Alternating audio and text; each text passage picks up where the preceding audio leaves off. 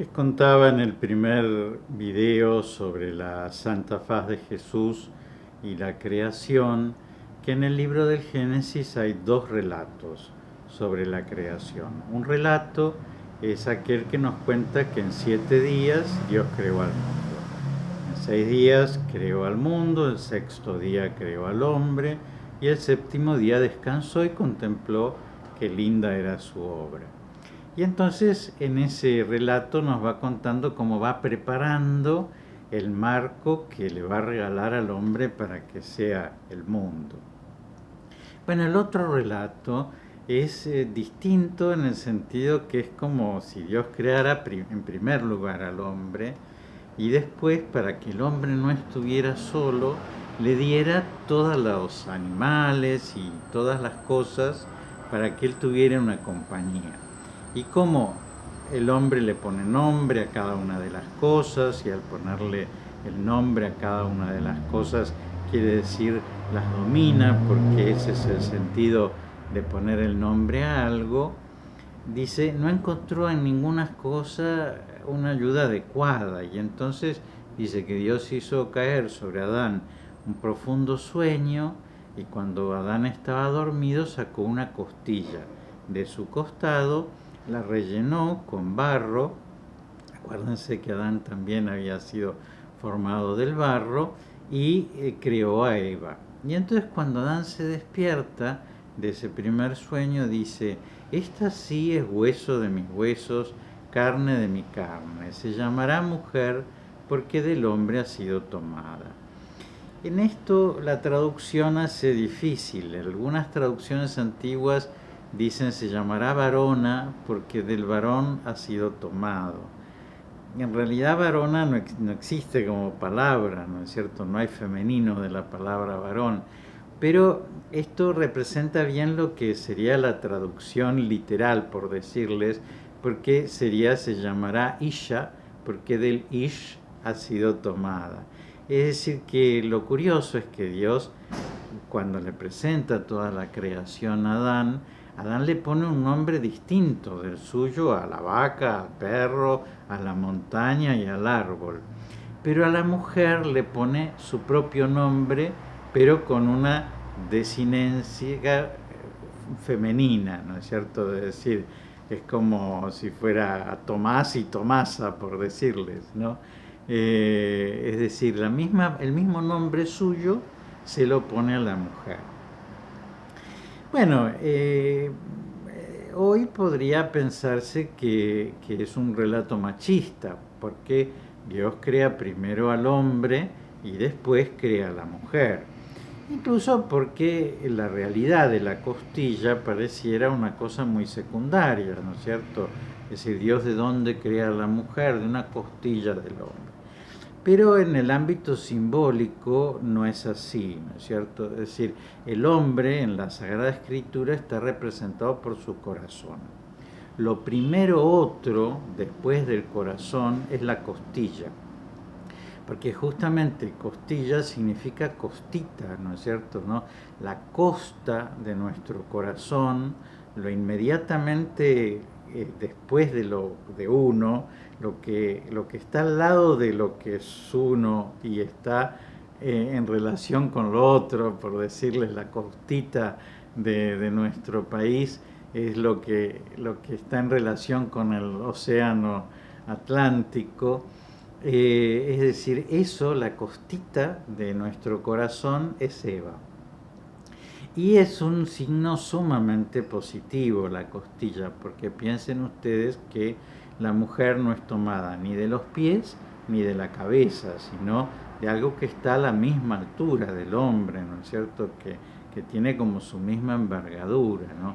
Entonces, al lado del corazón, lo primero, lo entrañable, a su misma altura, ni de los pies ni de la cabeza, ni para ser sometida al hombre, ni para mandonearlo tampoco.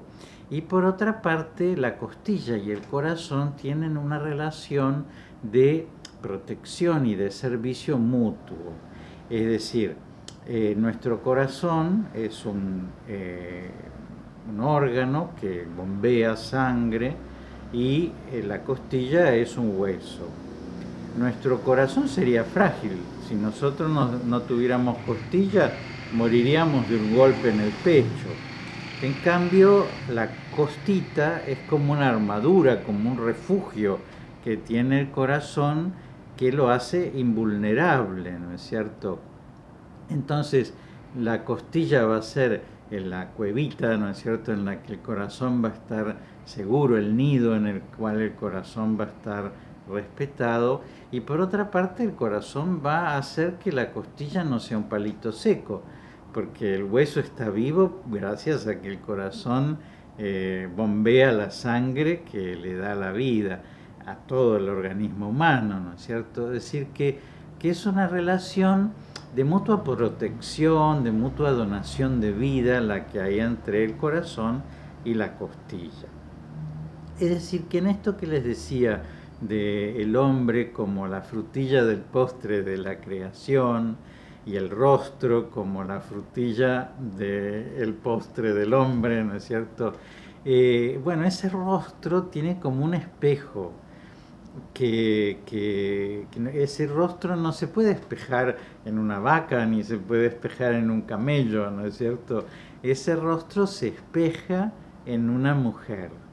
El rostro del hombre se espeja en una mujer, que por una parte es su complementación, su media naranja, como decimos nosotros, pero por otra parte es su complementación distinta, ¿no es cierto? Es decir, tiene lo que él no tiene.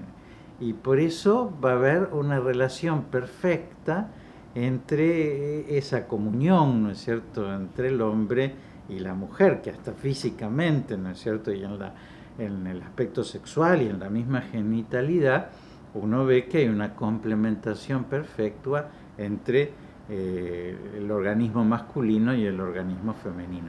Y el encuentro de esas dos personas es lo que produce la transmisión de la vida, ni más ni menos, que es un acto que acompaña el acto creador de Dios, porque Dios, según nuestra tradición, le crea directamente a Adán y Eva, pero después va a crear a todos los demás seres también con la colaboración de ese encuentro entre el hombre y la mujer. Bueno, entonces, como les decía, que si el rostro del hombre es esto tan precioso en el relato de la creación, y ese rostro del hombre tiene un espejo perfecto en el cual se encuentra, esta sí es hueso de mis huesos, carne de mi carne, se llamará como yo, ¿no es cierto? Y les contaba en el video anterior que el rostro de Jesús entonces va a ser el rostro perfecto del hombre, que va a mostrar toda su belleza, no solamente material, física, sino también toda la belleza del amor, del perdón, del señorío, del trabajo, de la comunicación de la vida. ¿En qué rostro se espeja el rostro de Jesús? Porque evidentemente Jesús, si muere a los 33 años en la tradición de Israel, se trata de un hombre célibe, porque un hombre en el pueblo de Israel se casaba a los 18 años con una mujer de 15 años. Es decir, que un hombre de 30, 33 años que no estuviera casado es un hombre que había optado por la soltería. Así que evidentemente Jesús fue un hombre célibe, que decidió no casarse. ¿Y por qué?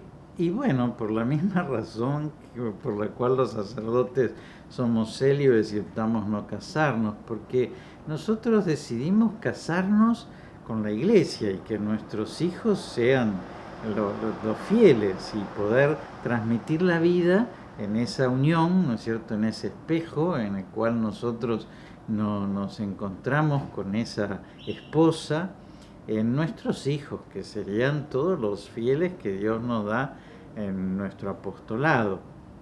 Es decir, ¿quién es la esposa de Jesús? La esposa en la cual Él se encuentra. ¿Quién es la costilla de Jesús? Bueno, es la iglesia. La iglesia que somos nosotros. ¿Se acuerdan ustedes que San Pablo habla de esa doctrina del cuerpo místico de Jesús, en el cual el rostro, la cabeza de ese cuerpo místico es Jesús? Bueno, hay una comunión entre Jesús y la iglesia, entre este cuerpo que también se va formando, que también se va entretejiendo y que también tiene una, un espejo, ¿no es cierto? La vida nuestra con la vida de Jesús. Yo no sé si recuerdan que cuando se hizo el año de la misericordia, y entonces el logo era el buen samaritano que estaba cargando a Adán, y que el rostro de Adán y el rostro del buen samaritano se espejaban, tanto que había un ojo que era un ojo en común, ¿no es cierto?, entre los dos. Bueno, yo no sé si recuerdan que es eso, es decir, Jesús, que es el buen samaritano, se espeja en el rostro de Adán, en el rostro de toda la creación, en el rostro de todos los hombres, en el rostro de la iglesia. Nosotros somos la esposa de Jesús, nosotros somos la costilla de Jesús. Él tiene que refugiarse en nosotros, Él tiene que bombear sangre para que nosotros tengamos vida, como yo soy la vid, ustedes los sarmientos, el que permanece en mí da mucho fruto. Por otra parte, es al revés, es decir, Él es nuestro refugio, Él es el lugar en donde nosotros podemos estar seguros, y por otra parte nosotros tenemos que bombear vida. ¿En qué sentido?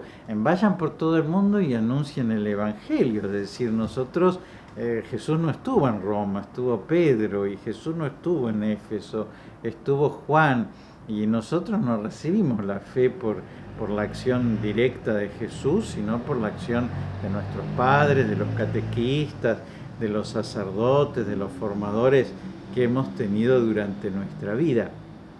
Es decir, que hay entre el rostro de Jesús y nuestro rostro un espejo en el que mutuamente podemos mirarnos, ¿no? Y entonces Él se mira en nosotros. Algunas veces se encuentra afeado porque nosotros somos como una esposa infiel, ¿no es cierto?, que ha mirado para otros esposos o para otros amantes, y que se ha prostituido, ¿no es cierto?, teniendo otros dioses. Y eso también tiene esa simbología de la herida que hay en el corazón de Jesús, ¿no es cierto? Porque se acuerdan que en el momento de la crucifixión, cuando Jesús muere y una lanza le traspasa el corazón a Jesús, bueno, justamente esa lanza que pone el soldado romano, él sabe que hay un lugar entre dos costillas, como buen soldado romano, en donde la lanza puede penetrar y llegar a herir al corazón. Y entonces es por ahí en donde ingresa la lanza. Vieron que cuando nosotros representamos a Jesús en la cruz, el corazón nuestro está a la izquierda, pero la herida de la lanza está a la derecha, porque es así como entra la lanza para herir al corazón de Jesús. Es decir, que en algún momento nosotros no hemos protegido el corazón de Jesús, no lo hemos cuidado, no lo hemos amparado. Hemos dejado que una lanza, que algo agresivo, que una blasfemia, que una herida, ¿no es cierto?, que un acto de odio, de desamor a Jesús sea introducido, ¿no es cierto? Y eso es lo terrible y lo que nosotros tenemos que reparar. Entonces, ¿qué es reparar el corazón de Jesús?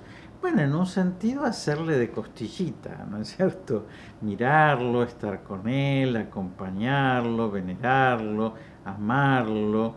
Y en otro sentido, hacer nosotros de sangre, ¿no es cierto? Es decir, de bombear todo nuestro amor, todo nuestro consuelo, en el corazón, en el rostro de Él, como hace la Verónica, ¿no es cierto?, que en un momento en que Jesús está sumamente afligido, ella toma un paño y va a enjugar el rostro de Jesús, y entonces nosotros también podemos hacerle de fresco, de algo que lo revitalice, como sería limpiarle todo el sudor, todas las escupidas que tendría Jesús en su rostro, después de haber pasado por el episodio de la flagelación, después de que los soldados romanos se rieron de él en el momento en que lo coronaron de espinas, después del sudor, ¿no es cierto?, que tendría Jesús por ir cargando con la cruz hasta el Gólgota, la misma sangre, ¿no es cierto?, que se uniría, ¿no es cierto?, a ese sudor y se iría secando, y por otra parte haría tan desfigurado ese rostro que nosotros podamos ser un paño de esposa, ¿no es cierto?, de alguien que limpia el rostro de Jesús, que lo acompaña, que lo restaura, que lo repara.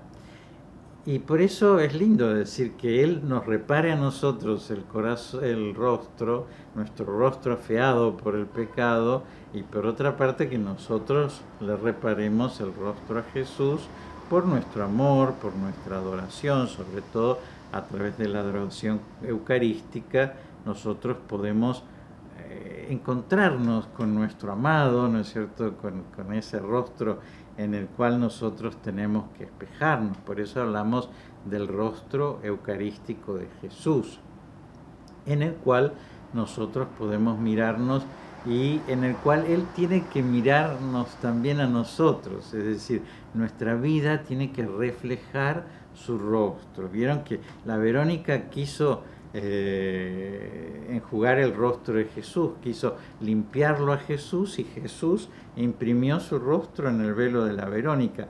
Es decir, hay una ida y vuelta en este espejo entre el hombre y la mujer, ¿no? El hombre se derrama sobre la mujer se derrama sobre el hombre, y ese encuentro, ¿no es cierto?, en el cual surge la vida nueva.